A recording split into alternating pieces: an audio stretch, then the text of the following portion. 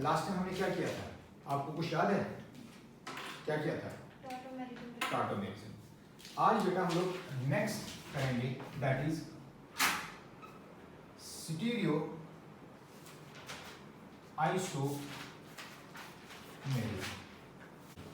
Stereo isomerism का होता है, मतलब होता है जहां पर आइसोमर्स डिफर इन, ध्यान रखना, it is special, SPATIAL, special arrangement. Special का मतलब होता है बेटा इन स्पेस, और इन स्पेस का मतलब होता है बेटा 3 डायमेंशन। यानी कि अगर मैं यहां देखूं, जो ये बोर्ड है, ये बेटा एक्स एक्सिस, ये कौन सी है? Y axis. क्यों? एक्स एक्सिस और वाई एक्सिस बेटा परपेंडिकुलर होती है। जेड एक्सिस कहां है? बोर्ड पर हम लोग वो ड्रा ही नहीं कर सकते, वो बोर्ड के ऊपर आएगी। तो इसलिए बेटा जो बोर्ड होता है वो 2 डायमेंशनल होता है। जो भी प्लेन सरफेस है, जैसे ये दीवार है, ये भी बेटा क्या है? 2 डायमेंशन। जैसे ये बोर्ड है, ये भी 2 डायमेंशन। जो आपका पेपर है वो भी 2 डायमेंशन, क्योंकि आप 3 डायमेंशनल फिगर ड्रा नहीं करते। हाँ, हम लोग कहते हैं सर ये 3 डायमेंशन, लेकिन क्या ये 90 और 90 है एग्जैक्ट? लेकिन ये रिप्रेजेंटेशन है 3 डायमेंशनल फिगर की, ये 3 डायमेंशन नहीं है। लेकिन बेटा ये स्पेस, ये कौन सी एक्सिस? X axis. ये कौन सी बेटा? Y axis. तो यहां पर अगर मैं ये लिखूं तो ये कौन सी? Z axis. यानी कि ये तीनों एक्सिस, ये इसके परपेंडिकुलर, ये इसके परपेंडिकुलर और ये भी परपेंडिकुलर आपस में। अगर मैं ऐसे करूं तब भी परपेंडिकुलर। यानी कि जो स्पेस होती है वो बेटा 3 डायमेंशनल होती है। अब बेटा अगर स्पेस में मैं देख लूं, मेरी और रेड कलर का इंक है, अबव द प्लेन ये येलोइश कलर का या ऑरेंज कलर है, तो इस साइड में ब्लैक है। अगर यही अरेंजमेंट ऐसे हो जाए, क्या ये स्ट्रक्चर चेंज नहीं हुआ? अगर बेटा ग्रुप्स या एटम्स इन स्पेस डिफर करेंगे, ऐसे आइसोमेरिज्म को बेटा हम लोग क्या बोलते हैं? Stereo isomerism. अब जो बेटा ये स्टीरियो आइसोमेरिज्म होता है, ये 2 टाइप्स का होता है। कितने टाइप्स का? सबसे पहले यहां पर आपने ध्यान रखना, जिसको हम लोग बेटा कहेंगे ज्योमेट्रिकल आइसोमेरिज्म, सबसे पहला पार्ट।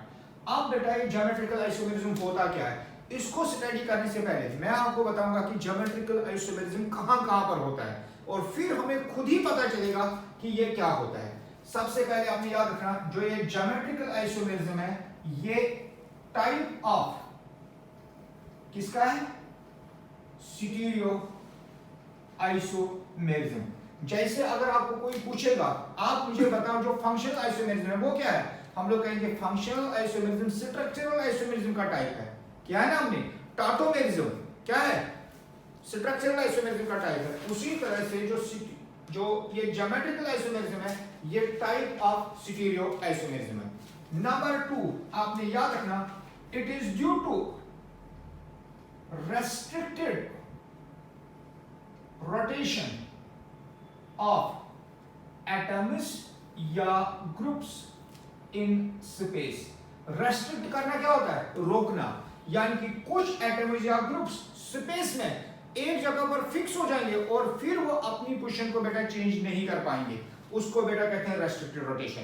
क्या कहते हैं? अब इस रेस्ट्रिक्टेड रोटेशन को समझाने के लिए सबसे पहले आपको ध्यान रखना होगा, जहां पर भी डबल बॉन्ड होता है, चाहे वो कार्बन और कार्बन के बीच में हो, चाहे वो डबल बॉन्ड कार्बन और नाइट्रोजन के बीच में हो, चाहे वो डबल बॉन्ड बेटा नाइट्रोजन और नाइट्रोजन के बीच में हो, जहां पर भी डबल बॉन्ड हो वहां रेस्ट्रिक्शन होती है। अब आप कहेंगे सर क्यों रेस्ट्रिक्शन होती है? अब ध्यान रखो, कार्बन कितने बॉन्ड बनाता है बेटा? 4। इधर कितने बनाए? तो ये 3 और ये 4। मान लेते हैं यहां हाइड्रोजन है, यहां हाइड्रोजन है, सिंपल टेक्नोलॉजी के लिए यहां हाइड्रोजन है। अब बेटा इस कार्बन ने अगर 4 बॉन्ड बनाए थे, तो यहां पर भी मैं मान लेता हूं, यहां पर भी हाइड्रोजन है, यहां पर भी हाइड्रोजन, ये इथीन बना। समझा? अब बेटा ध्यान रखना, यहां पर जो सिंगल बॉन्ड होता है वो सिग्मा होता है, हमने पहले ही पढ़ा है। ये बॉन्ड भी कौन सा है? सिग्मा। ये बॉन्ड कौन सा है? सिग्मा। क्यों? 2 बॉन्ड्स में पहला बॉन्ड सिग्मा होता है, दूसरा बॉन्ड कौन सा होता है? Pi bond. जो ये 3 सिग्मा बॉन्ड है, ये बेटा 1 प्लेन में लाई करते हैं। किसमें लाई करते हैं? जैसे ये कार्बन है, यहां पर बेटा एक बॉन्ड, यहां पर दूसरा बॉन्ड, यहां पर तीसरा बॉन्ड, इसका एंगल 120 डिग्री, इसका एंगल 120 डिग्री, इसका एंगल कितना? इसीलिए बेटा ऐसे स्ट्रक्चर को प्लैनर स्ट्रक्चर बोलते हैं। क्या बोलते हैं? यहां पर जो कार्बन होता है इसकी हाइब्रिडाइजेशन बेटा sp2 होती है। कितनी होती है? sp2 का मतलब होता है s का एक ऑर्बिटल और p के कितने ऑर्बिटल? दो। p में टोटल कितने ऑर्बिटल होते हैं? 3। कौन कौन सा? Very good. एक px होता है, एक py होता है और एक pz होता है। तो इसमें क्या हुआ? एक s, एक px और एक py बेटा कंबाइन हो गए, एक ऑर्बिटल रह गया, कौन सा? pz। तो जो ये तीनों ऑर्बिटल है, ये एक हो गया, ये दूसरा हो गया, ये तीसरा हो गया, एक बच गया। वो p ऑर्बिटल बेटा अबव द प्लेन लाई करता है। कहां लाई करता है? अबव द प्लेन का मतलब है यहां, या बेटा कहां? Below the plane. इसलिए बेटा जब मैं इसका स्ट्रक्चर ड्रा करता हूं तो I write down it as C, यहां बॉन्ड, यहां बॉन्ड, यहां पर कार्बन, इसने भी यहां बॉन्ड बनाया, यहां बॉन्ड बनाया। जितने भी ग्रुप्स या एटम्स अभी तक मैंने बनाए वो सारे सारे एक प्लेन में। ये कार्बन, ये कार्बन, ये कार्बन और ये हाइड्रोजन और ये हाइड्रोजन प्लेन में, ये कार्बन, ये हाइड्रोजन, ये हाइड्रोजन और ये कार्बन एक ही प्लेन में, यानी कि ये पूरी की पूरे बोर्ड में है। अब बेटा यहां पर एक p ऑर्बिटल बचा, इसके पास भी एक p ऑर्बिटल बना है, इसके पास भी। पाई बॉन्ड कैसे बनता है? याद है कुछ? सेकंड बॉन्ड कैसे बनता है? वो बनता है बेटा, अगर आपको याद होगा, वो बनता है साइड वाइज ओवरलैप से बनता है ना ऐसे। इसलिए बेटा क्या करते हैं हम लोग, यहां पर एक p ऑर्बिटल होगा, यहां पर बेटा एक और p ऑर्बिटल होगा और ये दोनों आपस में बेटा बॉन्ड बनाते हैं। इसी तरह से पढ़ा ना हमने। अब बेटा ध्यान रखना, अब आप ध्यान रखो, सपोज करें ये p ऑर्बिटल बना है, ठीक है ना, ये यहां पर ओवरलैप कर गया और नीचे मेरा यहां पर भी ओवरलैप कर गया। बाकी जो मेरे एटम्स हैं वो कहां है? ये एटम इधर है, ये एटम इधर है। Is that clear? कार्बन के साथ अटैच है ना बाकी एटम्स। ये मान लो ये दो एटम्स है। अगर बेटा इस बॉन्ड को मुझे रोटेट करना है, ध्यान रखना, इस कार्बन के साथ, सॉरी, इस कार्बन के साथ यहां एक ग्रुप है, इस कार्बन के साथ यहां एक ग्रुप है ना, इधर ये दो ग्रुप है। ये कार्बन बेटा यहां पर आगे जाके एक बॉन्ड बना रहा है। जस्ट अंडरस्टैंड करना, ये यहां पर एक बॉन्ड बना रहा है, किसके साथ? यहां हाइड्रोजन, यहां हाइड्रोजन। अब इसके पास एक ऑर्बिटल है, यहां p ऑर्बिटल है और यहां पर एक और पेन दे दो बेटा, एक और पेन दे दो। यहां पर एक p ऑर्बिटल है, इन दोनों ऑर्बिटल्स ने आपस में बॉन्ड बनाया है। सपोज करें मैं इस पेन को रोटेट करता हूं तो ये p ऑर्बिटल कहां जाएगा? इसके साथ रोटेट। जब ये यहां जाएगा क्या बॉन्ड बनेगा? कौन सा बॉन्ड टूट गया? Pi bond. क्यों? पाई बॉन्ड ने ऊपर भी बॉन्ड बनाया था और इस नीचे भी। जब बेटा मैं इसको रोटेट करूं, ये तो अबव द प्लेन था ना, ये तो बेटा टूट गया। इसीलिए जो ये पाई बॉन्ड है, इसकी वजह से रोटेशन जो होती है वो क्या हो जाती है? तो इसीलिए बेटा आपने याद रखना, जहां पर भी आपका पाई बॉन्ड मिलेगा, यानी कि डबल बॉन्ड होगा या ट्रिपल बॉन्ड होगा, वहां पर क्या होगी? Restricted rotation. ये पहली कंडीशन है किसकी? ज्योमेट्रिकल आइसोमेरिज्म की। सबसे पहले बेटा यहां पर एक डबल बॉन्ड होना चाहिए। अब क्वेश्चन होता है कि कहां कहां पर होता है रेस्ट्रिक्टेड रोटेशन? रेस्ट्रिक्टेड रोटेशन बेटा कार्बन कार्बन डबल बॉन्ड हो सकती है। रेस्ट्रिक्टेड रोटेशन बेटा कार्बन और नाइट्रोजन के बीच में एक डबल बॉन्ड हो सकता है। और फिर बेटा ये नाइट्रोजन और नाइट्रोजन के बीच में हो सकता है, और इवन ये बेटा रिंग्स में हो सकता है। यानी कि जो ज्योमेट्रिकल आइसोमेरिज्म है ये कहां कहां पर होता है? वहां पर होता है जहां कार्बन कार्बन, जहां कार्बन नाइट्रोजन डबल बॉन्ड हो, जहां नाइट्रोजन और नाइट्रोजन डबल बॉन्ड हो, और या बेटा रिंग हो। अब क्वेश्चन होता है कि सर कैसे? सबसे पहले आपने याद रखना कार्बन कितने बॉन्ड बनाता है, तो इसलिए बेटा इस कार्बन ने यहां एक बॉन्ड बनाया होगा, यहां एक बॉन्ड, इस कार्बन ने भी यहां बॉन्ड बनाया होगा। ध्यान रखना इस कार्बन ने यहां और यहां बॉन्ड बनाया होगा। क्यों? कार्बन ने कितने बॉन्ड बनाए? नाइट्रोजन कितने बनाता है? 3। इसने कितने बनाए? तो इसलिए बेटा इसने यहां बॉन्ड बनाया होगा। लेकिन आपको याद होना चाहिए नाइट्रोजन के पास आउटर मोशन में 5 इलेक्ट्रॉन होते हैं। 5 में से कितने ने बॉन्ड बनाए? बाकी कितने रह गए बेटा? बाकी कितने रह गए? 2। 2 कितने पेयर होते हैं? तो इसलिए बेटा इसके पास एक लोन पेयर होगा। क्या मैं यहां पर भी शो करूं कि यहां पर बॉन्ड, यहां पर बॉन्ड, यहां पर एक लोन पेयर, यहां पर एक लोन पेयर? कर सकते हैं ना? नाइट्रोजन के आउटर मोशन में 5 इलेक्ट्रॉन, 3 बॉन्ड इसने बनाए और एक लोन पेयर बच गया। इन सभी मॉलिक्यूल्स में बेटा रेस्ट्रिक्टेड रोटेशन होती है, जैसे मैंने यहां पर एक्सप्लेन की। क्यों? इसमें भी पाई बॉन्ड है, इसमें भी पाई बॉन्ड है, इसमें भी पाई बॉन्ड है, इसमें भी पाई बॉन्ड। और रिंग्स का मैं बाद में आपको एक्सप्लेन करूंगा, जैसे मैंने ऑलरेडी आज एक्सप्लेन किया, ठीक है ना? तो इसलिए बेटा यहां पर अब पहली कंडीशन थी रेस्ट्रिक्टेड रोटेशन। दूसरी कंडीशन क्या है? जो भी ग्रुप्स यहां अटैच होंगे, मान लो यहां पर ग्रुप इधर कोई ना कोई एटम अटैच होगा, इधर कोई ना कोई एटम अटैच होगा। ये दोनों के दोनों एटम जो यहां अटैच होने चाहिए ये बेटा डिफरेंट होनी चाहिए। पहली दूसरी कंडीशन है, पहली कंडीशन है कि ये होनी चाहिए, दूसरी कंडीशन है जो कार्बन के साथ ग्रुप्स होंगे ये कभी भी सेम ना यहां सेम होने चाहिए ना यहां सेम होने चाहिए, यहां पर भी बेटा ये क्या होने चाहिए, डिफरेंट। हाँ, जो इधर दो ग्रुप्स हैं वो यहां भी हो सकते हैं, लेकिन बेटा आपने याद रखना सबसे पहली कंडीशन ये है कि जहां कार्बन और कार्बन में डबल बॉन्ड बनाया, जो उसके साथ जो ये एटम या ग्रुप्स हैं ये सेम। हाँ, अगर दूसरा कार्बन है उसके ये वाले सेम भी हो सकते हैं डिफरेंट भी हो सकते हैं, लेकिन ये दोनों सेम। अगर बेटा ये H है तो ये H कभी भी नहीं होना चाहिए, अगर ये भी H है तो उसमें ज्योमेट्रिकल आइसोमेरिज्म नहीं होगा। हाँ, मान लेते हैं ये H है ये F है। अब बेटा दूसरा कार्बन रहा, ध्यान रखना यहां पर ये H भी हो सकता है ये F भी हो सकता है। क्यों? हमने इसको कार्बन को अलग से देखना है, इस कार्बन को अलग से देखना है। इस कार्बन ने डबल बॉन्ड बनाया, हाँ, क्या इसके पास डिफरेंट ग्रुप्स हैं? हाँ, तो इसका मतलब इस साइड में हो सकता है। फिर बेटा इधर जाना है, क्या इस कार्बन ने डबल बॉन्ड बनाया? हाँ, क्या इसके पास डिफरेंट ग्रुप्स हैं? हाँ, तो बेटा अब ये ज्योमेट्रिकल आइसोमेरिज्म शो करेगा, यानी कि दोनों कार्बन्स के पास जो ग्रुप्स हैं या एटम्स हैं वो डिफरेंट होनी चाहिए। हाँ, लेफ्ट साइड के ग्रुप्स राइट साइड के बराबर हो सकते हैं, ये भी कंडीशन हो सकती है। ये C डबल बॉन्ड C, यहां H, यहां F, यहां Cl, यहां Br, ये भी बेटा कंडीशन है। क्यों? क्या इसने डबल बॉन्ड बनाया है? हाँ, क्या इसके पास डिफरेंट ग्रुप्स हैं? हाँ, तो इस साइड में पॉसिबल है। क्या इसने डबल बॉन्ड बनाया? हाँ, क्या ये दोनों ग्रुप सेम है? नहीं, ये डिफरेंट है। तो वही हमने लिखा कि जो ये एटम्स हैं ये क्या होने चाहिए, डिफरेंट। ये दोनों एटम्स क्या होने चाहिए, हाँ, राइट साइड के लेफ्ट साइड के बराबर हो सकते हैं, होंगे तो कोई फर्क नहीं पड़ता, लेकिन जो एक कार्बन के साथ अटैच होंगे वो बेटा सेम। इस कार्बन को बेटा जो यहां कार्बन है जिनके बीच में डबल बॉन्ड बनता है, चाहे कार्बन कार्बन डबल बॉन्ड हो, चाहे कार्बन नाइट्रोजन डबल बॉन्ड हो, चाहे नाइट्रोजन नाइट्रोजन डबल बॉन्ड हो, इसको बेटा स्टीरियो सेंटर बोलते हैं। क्या बोलते हैं? क्या बोलते हैं? Stereo centre. अगर आपको कोई पूछेगा इस मॉलिक्यूल में कितने स्टीरियो सेंटर्स, तो आप क्या जवाब देंगे? नहीं बेटा, एक। इस पूरे डबल बॉन्ड को जहां पर इस साइड में अलग ग्रुप्स हो, इस साइड में अलग ग्रुप्स हो, ये दो नहीं है, कितने स्टीरियो सेंटर्स हैं? एक। इसमें बेटा ये कार्बन और कार्बन डबल बॉन्डेड कार्बन है, इसके साथ अलग ग्रुप्स, इसके साथ अलग ग्रुप्स, तो ये कितने stereo centres?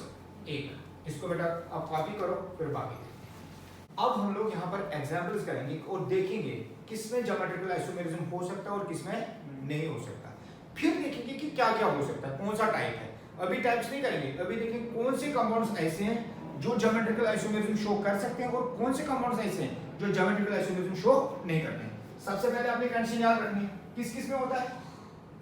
Carbon carbon double bond. दूसरी कंडीशन कौन सी है?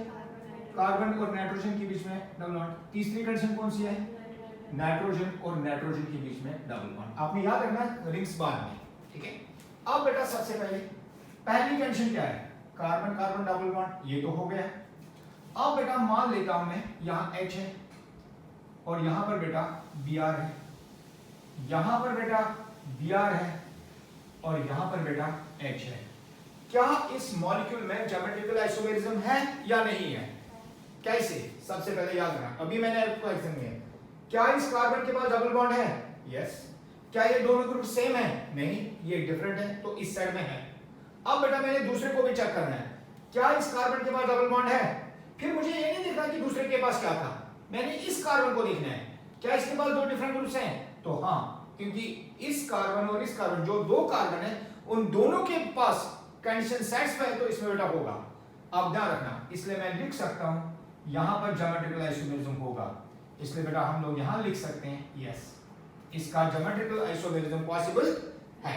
अब बेटा ध्यान रखो, ये C double bond C, just understand, यहां H, यहां Br, यहां H, यहां H, क्या इसमें ज्योमेट्रिकल आइसोमेरिज्म है?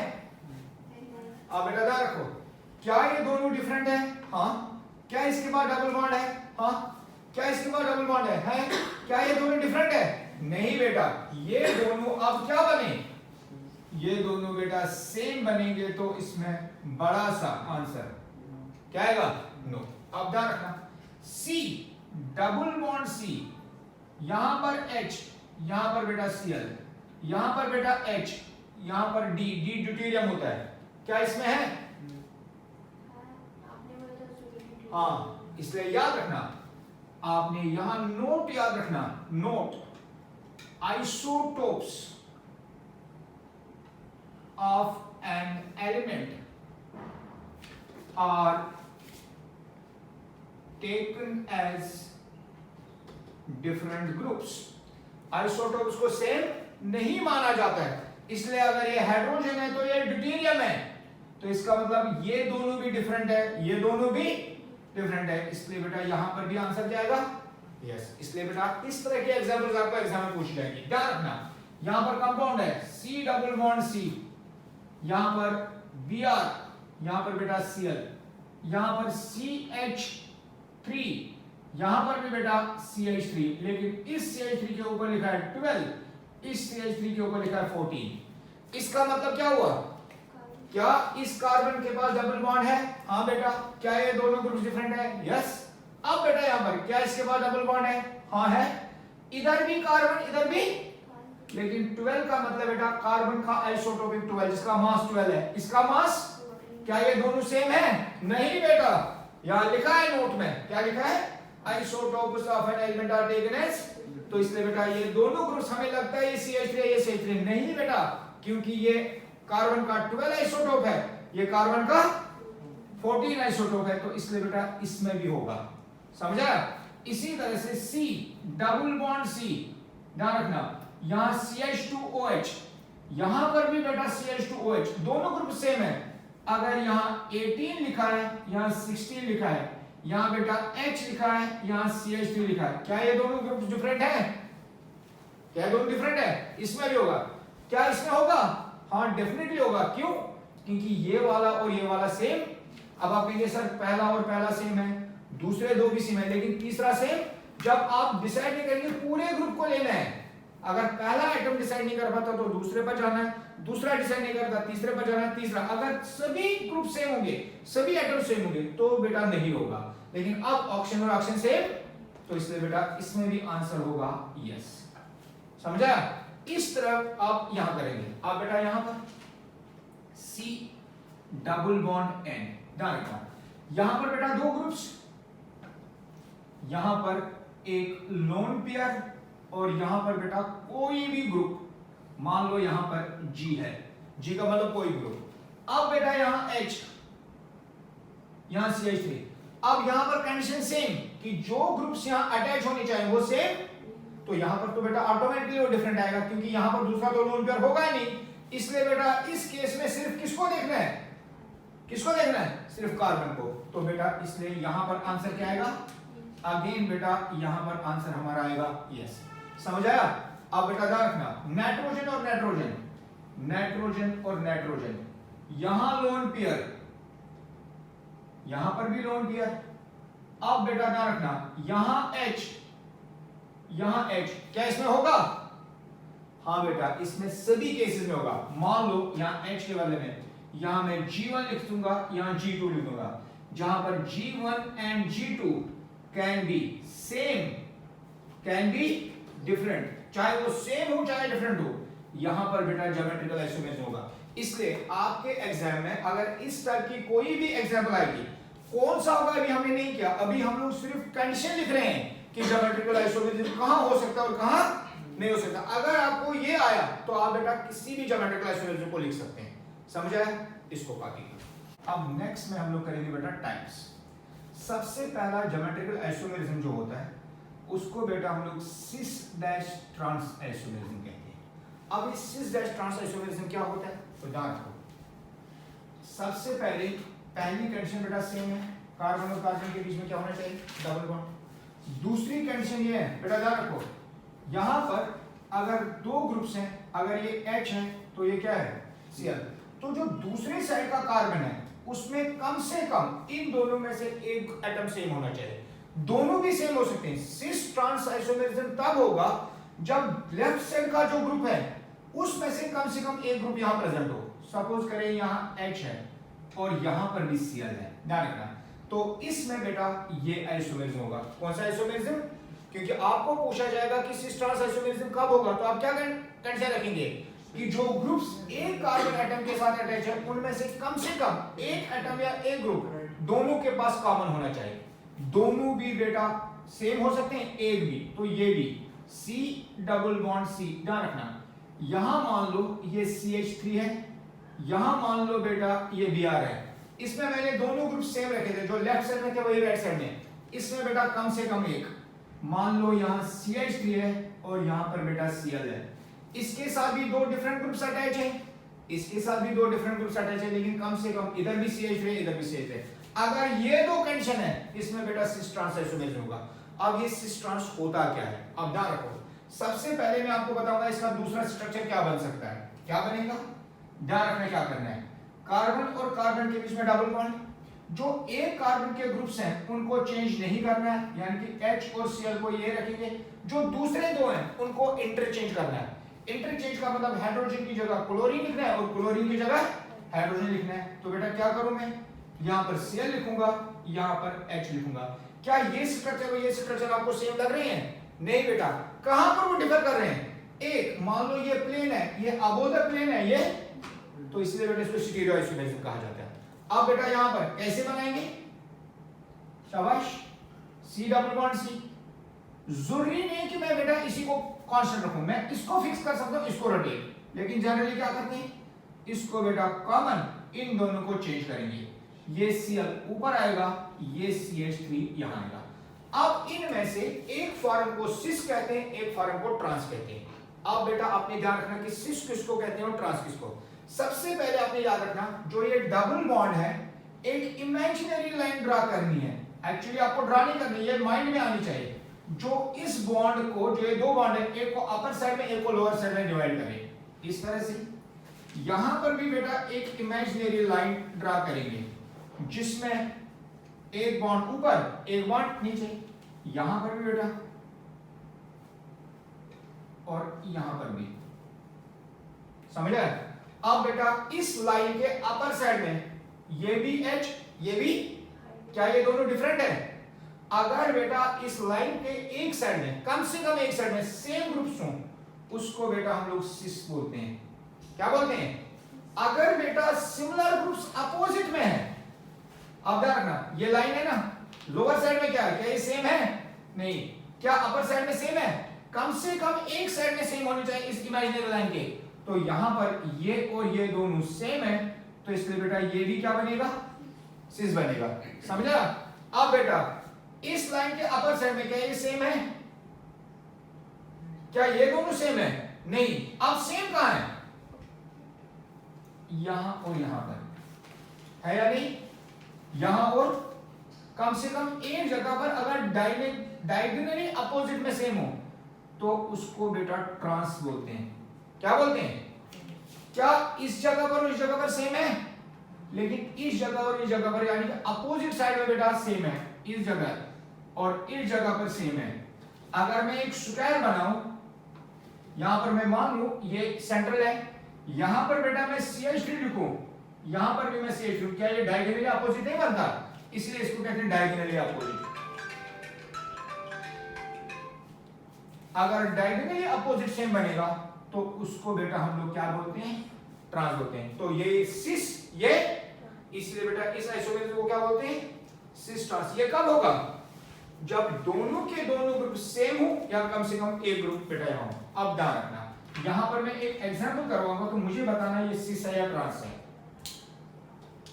यहां पर C डबल बॉन्ड C, यहां पर H, यहां पर COH, यहां पर H, यहां पर COH। ये सिस है या ट्रांस है? कैसे? अब बेटा लाइन ऐसे नहीं खींचनी है, क्या करना है, वेरी गुड, यहां से एक लाइन खींचेंगे जो इस डबल बॉन्ड को बेटा दोनों साइड में ब्रेक करे। अब इस लाइन के एक साइड में आपने देखना, इस साइड में दोनों ग्रुप्स क्या है, इधर भी सेम है, कम से कम एक ग्रुप में सेम है। अगर एक ग्रुप में सेम होंगे तो क्या बनेगा, सिस। क्या आप ट्रांस बना सकते हैं? बना सकते हैं, क्या करना है, इन दोनों को सेम रखो, इन दोनों को चेंज करो, या इन दोनों को सेम रखो, इन दोनों को। क्या अब आप कभी भी किसी भी मॉलिक्यूल का सिस ट्रांस बना सकते हैं? क्या आपको पता चल जाएगा कि सिस कौन सा है, ट्रांस कौन सा है? तो कंप्लीट करो इसको। कार्बन और कार्बन के बीच में एक डबल बॉन्ड है, यहां पर बेटा H है, यहां पर बेटा F है, इस साइड में Cl है, इस साइड में Br है। अगर मैं एक इमेजिनरी लाइन ड्रा करूं यहां पर, ठीक है, क्या इस साइड में सेम ग्रुप्स है? क्या इस साइड में है? तो ये सिस नहीं है। क्या इधर सेम है? क्या इधर सेम है? तो ये ट्रांस भी नहीं है। लेकिन जब मैं इस मॉलिक्यूल को इंडिविजुअली देखता हूं तो जो मेरी कंडीशंस हैं, जो ये डबल कार्बन है, क्या इसके पास डबल बॉन्ड है? हाँ। क्या ये दोनों ग्रुप्स डिफरेंट हैं? हाँ। जो दूसरा कार्बन है, क्या उसके पास डबल बॉन्ड है? यस। क्या ये दोनों ग्रुप्स डिफरेंट हैं? हाँ है। लेकिन अब बेटा मेरे सिस बन रहा नहीं, तो इसके लिए कौन सा? इसी के लिए बेटा हम लोग एक नया सिस्टम लिखते हैं, इसीलिए बेटा सेकंड कैटेगरी यहां पर, जिसको हम लोग E-Z आइसोमर्स कहते हैं। क्या कहते हैं? E-Z, यानी कि E एंड Z, जैसे वहां सिस और ट्रांस थे, यहां पर कौन से? E और Z। E का मतलब होता है बेटा एंटीजन, एंटीजन का मतलब होता है बेटा अपोजिट, जिसको हम लोग कंसीडर कर सकते हैं कॉरेस्पॉन्डिंग टू ट्रांस, यानी कि अगर डायगोनली अपोजिट सेम होंगे तो उसको बेटा ट्रांस। अब ध्यान रखना, Z का मतलब होता है बेटा ज़्यूसामिन, और ज़्यूसामिन का मतलब होता है सेम, और अगर सेम साइड में होता तो उसका मतलब सिस। लेकिन अब प्रॉब्लम ये है, ये तो सारे डिफरेंट है, अब सेम कौन सा, डिफरेंट कौन सा? ये सेम और डिफरेंट E और Z को एक्सप्लेन करने के लिए तीन साइंटिस्ट आए। एक का नाम था बेटा कान, एक का नाम इनगोल्ड, और तीसरे का नाम बेटा प्रीलॉग। कैन, इनगोल्ड और प्रीलॉग, इन्होंने एक नया सिस्टम ऑफ नॉमेनक्लेचर दिया कि हम लोग कैसे बेटा डिसाइड करेंगे कि किसको बेटा हम लोग सिस लेंगे, या किसको हम लोग ई बनाएंगे, किसको जी बनाएंगे। तो इन्होंने एक सिस्टम ऑफ नॉमेनक्लेचर दिया जो इनके नाम पर है। कैन से आया सी, इनगोल्ड से आया आई, प्रीलॉग से आएगा पी। इन्होंने कहा CIP नॉमेनक्लेचर दिया। इस CIP नॉमेनक्लेचर में उसने क्या किया? उन्होंने कहा कि जो ये ग्रुप्स या एटम्स हैं, इनको बेटा हम लोग according to atomic numbers arrange करेंगे। क्या करेंगे? According to atomic numbers arrange करेंगे। तो उन्होंने रूल नंबर 1 दिया। रूल नंबर 1 क्या कहता है? Higher atomic number gets higher priority. Priority का मतलब होता है बेटा रैंक। रैंक अगर आप कहेंगे किसी की रैंक थर्ड आई है, किसी की रैंक सेकंड आई है, तो किसकी हायर आई है? सेकंड। सेकंड की या फर्स्ट की?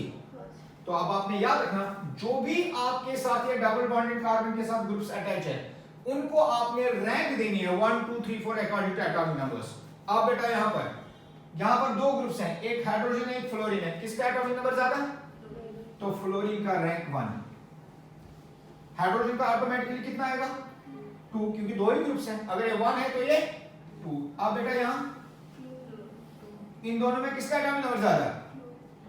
ब्रोमीन का बेटा। पहले फ्लोरीन आता है, फिर क्लोरीन आता है, फिर ब्रोमीन आता है, फिर आयोडीन आता है ब्रोमीन का। इसलिए ये क्या बनेगा? ये बनेगा 2। समझ गया?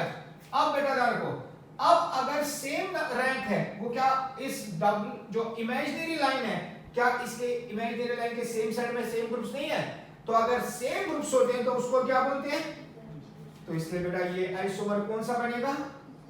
ये बना Z आइसोमर। समझा कैसे Z बना? कैसे Z बना? क्यों?